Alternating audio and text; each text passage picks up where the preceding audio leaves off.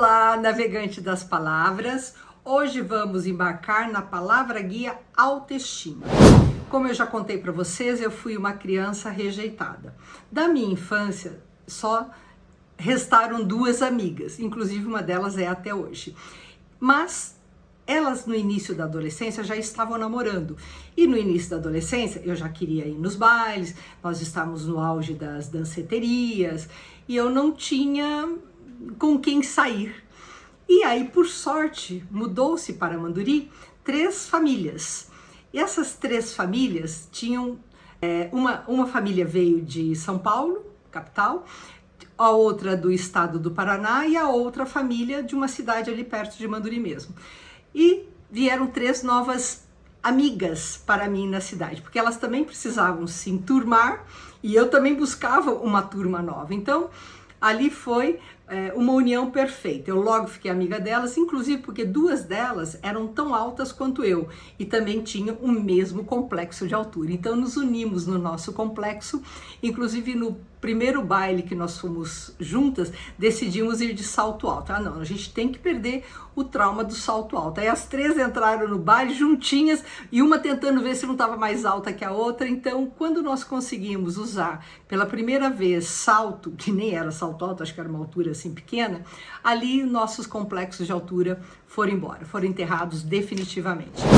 Mas também, o que acontece? Na minha adolescência, eu comecei também a atrair a atenção dos meninos, porque eu me tornei uma menina alta, de corpo atraente, então é óbvio que os meninos vinham. Inclusive eu trouxe um jornalzinho aqui da época, olha só, isso aqui a gente fez, era um jornalzinho, né, que nós fizemos na escola, né, olha só, antigo, e aqui tem uma passagem nesse jornalzinho que retrata bem essa parte de atração. Diz assim, chama a primeira sessão é fofoquinhas rápidas. E o Antônio, então, quando vê os calendários do Gil, calendários no caso eram de meninas, digamos, despidas, aqueles calendários que até hoje tem como o da Pirelli. Seu coração bate 2.500 por segundo. Imagine se ele visse a Celina no Torquato. O Torquato era uma represa onde nós íamos nadar de fim de semana escondido de nossos pais. E é claro, lá eu usava meu biquíni e isso atraiu os olhares dos meninos. Mas é claro que é legal, foi um momento divertido da minha adolescência, põe a autoestima assim lá no alto, mas o que eu quero dizer para vocês que a minha autoestima não veio da adolescência. Essa minha autoestima ela já foi plantada lá, por incrível que pareça, na rejeição. Quando eu era rejeitada na infância, pelo vício do pai, pela altura, pela ideologia do avô, enfim, por N razões. Enfim, eu fui uma menina rejeitada. Mas na adolescência eu virei a menina enturmada. Por quê? O meu grande aliado no momento da rejeição, que eu tinha meu quarto, tinha uma penteadeira com espelho, o meu maior aliado, que foi o grande, digamos assim, o grande psicólogo da minha autoestima foi o espelho.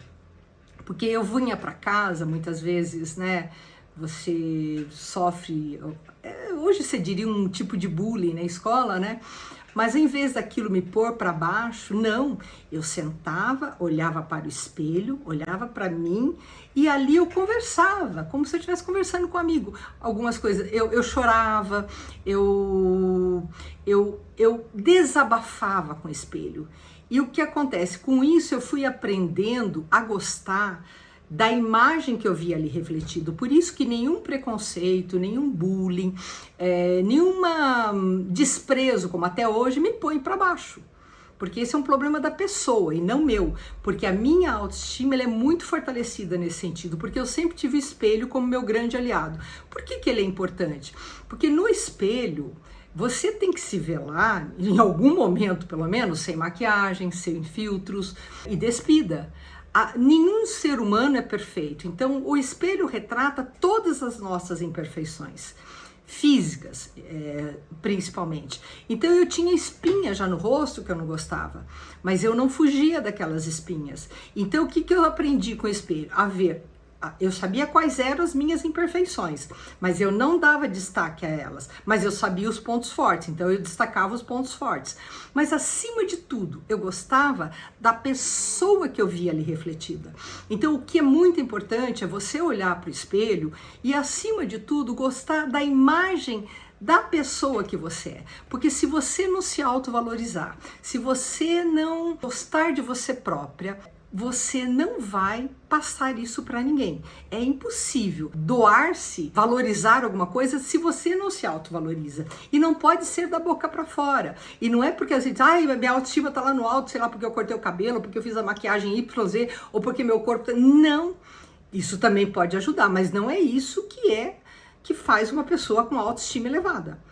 Hoje, por exemplo, eu vou para o espelho, eu não vejo mais, eu vejo muitas imperfeições físicas, mas isso não me afeta em nada. A mim, nada, absolutamente nada. Então, qualquer pessoa que fizer algum comentário, seja etarista, seja qual for, não vai me afetar em hipótese alguma. Mas em hipótese alguma, eu nem perco meu tempo, eu nem reflito sobre isso. Porque eu já fui muito rejeitada, eu já sofri preconceito social depois em São Paulo, que eu falo, então assim, a rejeição para mim, ela foi parte da minha vida, e o espelho foi o meu grande aliado e tem sido até hoje o meu grande aliado. Então o que eu digo? Gente, o espelho é um grande amigo para a sua, ou para você melhorar, aprimorar, desenvolver a autoestima, mas vá para o espelho nua em todos os sentidos, ou nu, né, em todos os sentidos.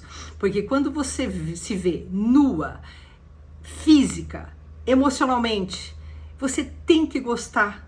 Porque se você não gostar da imagem ali refletida e da pessoa que você é, não tem o que fazer. Entendeu? Não tem. Então, por isso que eu digo, preconceitos, rejeições, eles são um problema do outro. Para mim, não me diz nada. É assim... Uma pessoa pode até falar, olha a roupa dela, olha o corpo dela, olha como ela tá, não sei o que. Para mim não diz absolutamente nada. Nada. Porque eu preciso ter uma boa relação comigo no espelho. E eu tenho essa boa relação desde a infância. E devo isso à rejeição. Era isso por hoje, navegantes. Espero vocês na próxima rota. Paz!